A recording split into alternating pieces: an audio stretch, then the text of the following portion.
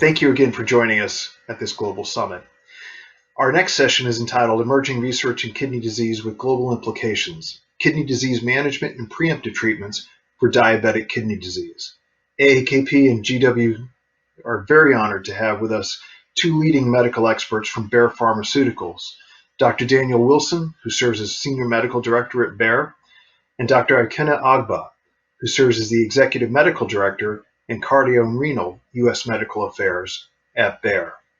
And what I'd like to do is have a dialogue and ask several questions of these experts that have been sent in from patients and from researchers and medical experts around the world. But the first question that I have for you each as medical experts is this. I know a lot of folks will ask questions about clinical trials and research in the pipeline, but I'm interested in asking this on behalf of patients. Can you tell me how your direct experiences with patients suffering from kidney disease informs what you do each day, based on your understanding of what patients have to balance in order to pursue their aspirations and their goals while managing disease? Thank you. Well, there are two pivotal events that have influenced my decision to pursue this space and influences my work every day. I trained and practiced medicine in Houston, Texas, many years ago. And during that time, I was what they call an internal medicine hospitalist. So I took care of patients who were admitted to the hospital. And during that time, I was exposed to a lot of patients who they called, quote unquote, undocumented immigrants. Because of that, their immigration status, they were unable to participate in Medicaid. So these patients had end-stage kidney disease and needed dialysis, but were unable to get dialysis. And so the only way they were able to get treatment was to come into the emergency room when they were volume overloaded, basically so volume overloaded that they had trouble breathing. And at that time, we would admit them to the hospital and do an emergency dialysis for them so they can breathe easier. And they would be discharged a couple of days later and have to repeat this pattern every 1 or 2 weeks. And seeing them go through this was really disconcerting to me. And I always wished at that time that there was something I could do to delay these patients from getting into end-stage kidney disease. And that's been one of my biggest motivation in my work. The second event is I have a close family member who has stage 4 kidney disease and is very close to needing dialysis. And it's my passion to be able to develop new treatments that can slow down this progression of their kidney disease. As a nephrologist, I frequently have had to sit down across from a patient and to tell them that they have advanced kidney disease and that they may come to the point where they might require dialysis. That's a very difficult discussion, not only for the patient, but also for the physician.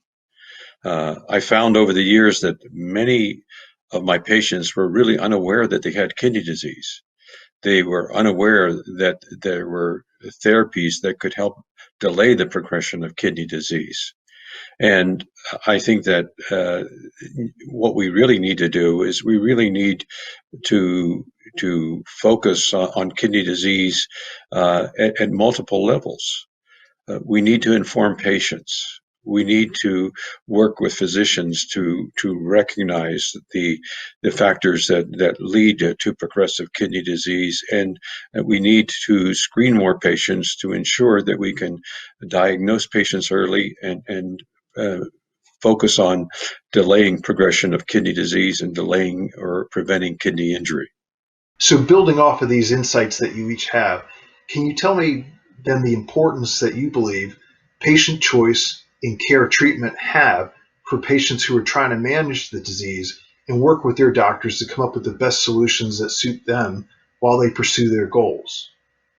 So over the past 20 years, we've seen little development in the area of new medications to treat chronic kidney disease. But fortunately, over the last several years, the last 5 years, we've seen that now have medications that have the potential to slow progressive kidney damage and to reduce kidney injury. We have other medications that are coming down the line and that soon should be available to further contribute to reducing progressive kidney damage. We need these medications to become available to patients. Kidney disease carries a tremendous burden for an individual patient and also for a family. And we need to ensure that they have access to treatments, to physicians, to healthcare systems to slow or prevent progressive kidney damage. Well, I definitely feel that having choice is very relevant for patients. Just to give you a comparison, diabetes space, there's 74 approved medications in the U.S. Today, and 12 different drug classes of drugs approved for diabetes. But patients with diabetes and kidney disease, over 20 years, there were no new medications approved in this space until 2 years ago. And with the approval of a new class 2 years ago, and potentially, hopefully, later this year, approval of our investigational agent, these will be only two new classes approved in the last 20 years to treat diabetic kidney disease, which is a more severe and more dangerous disease than diabetes alone. So I think it's really important for patients and families to have access and choices for new treatment options.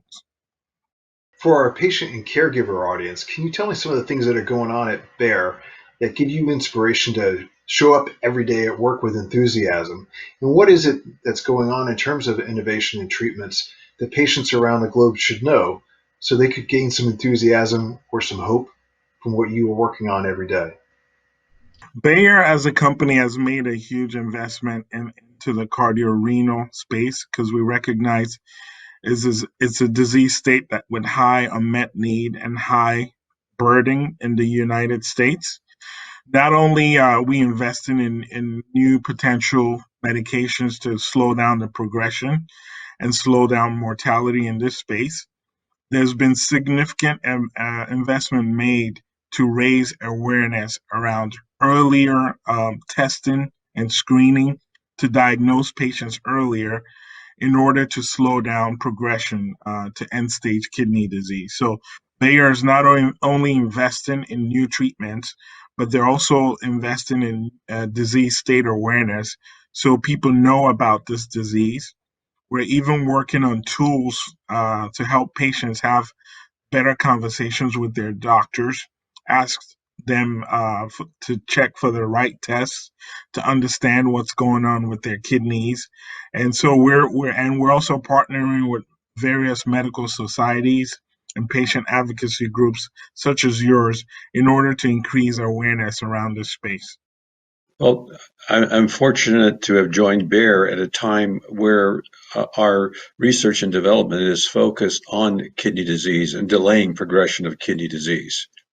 Over the course of the last 5 years, Bayer has been engaged in a very large clinical trial to determine if we could reduce cardiovascular events and as well as progression of kidney disease in patients who have chronic kidney disease and diabetes. This really is the largest clinical trial ever performed in patients with chronic kidney disease and diabetes.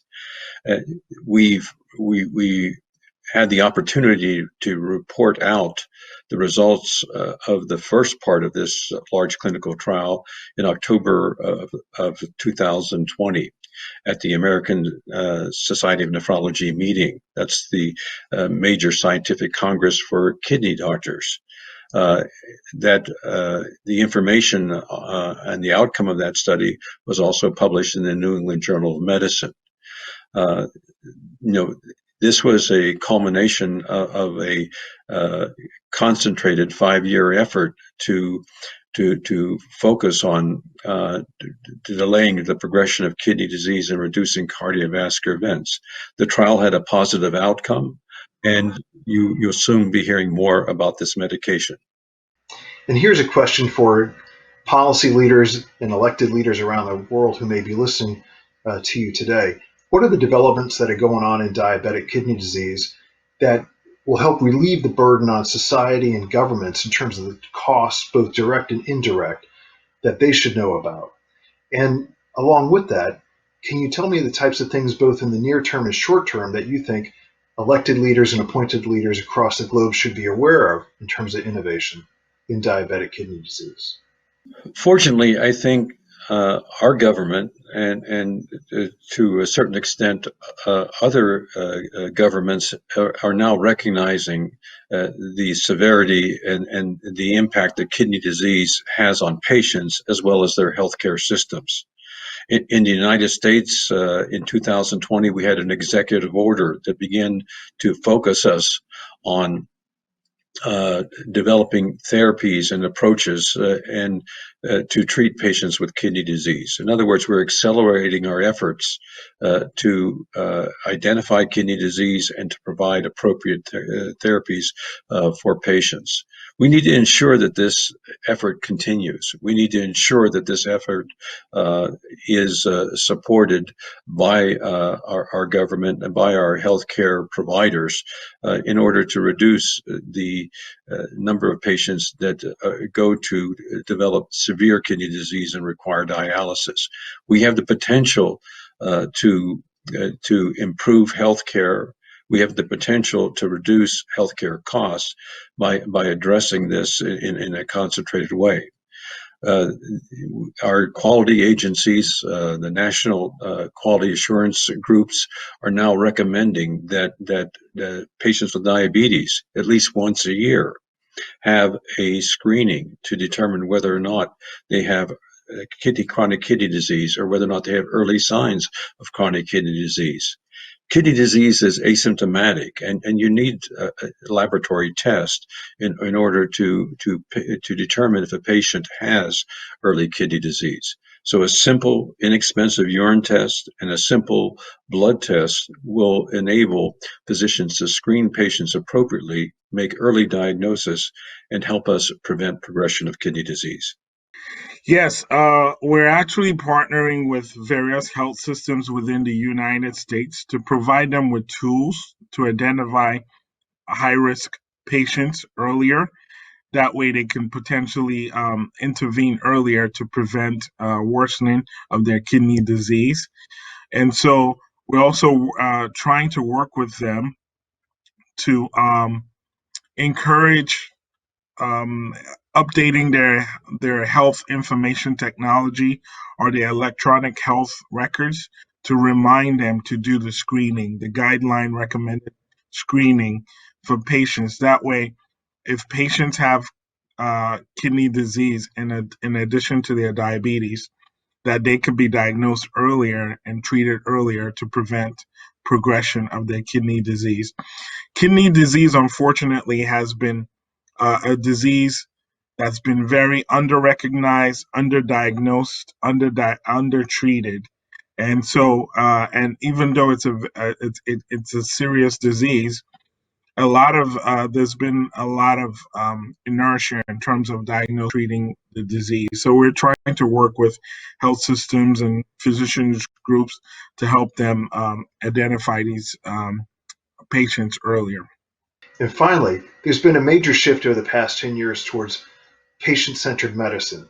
And while for some folks that might be rhetoric, for folks that are in the private sector, and especially in the pharmaceutical industry, we know that's a substantive commitment to patient-centered medicine.